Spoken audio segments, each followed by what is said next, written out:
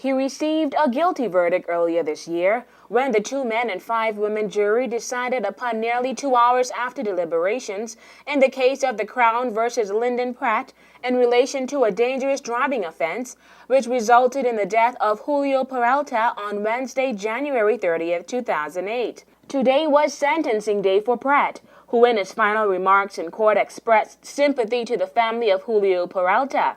Pratt said he learned a valuable lesson and he's willing to accept the consequences. Justice Richard Williams sentenced Pratt to a 12-month custodial sentence. It was a very emotional courtroom as relatives and friends in attendance showing support were teary-eyed during Justice Williams' closing remarks and during goodbye hugs before he was taken away by Her Majesty's prison guards and Provo police. The trial earlier this year lasted for 4 days with testimonies from school teachers, doctors, police officers, and road traffic personnel, some 2 years after the fatal traffic accident.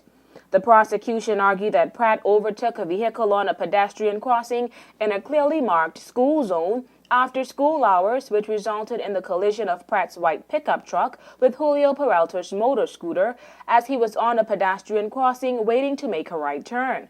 That collision, testified pathologists who perform a post-mortem analysis of Peralta's after his death, caused a blunt force trauma to Peralta's head. During the 4-day trial, Pratt's lawyer, Paul Dempsey of Dempsey & Co., argued that his client may have driven without due care and attention, but was not driving below low standards, nor was he driving recklessly or dangerously when the collision occurred. Today's sentencing may have brought closure to Peralta's family, who since the accident moved back to Canada. Peralta was en route to pick up his daughter when the accident occurred.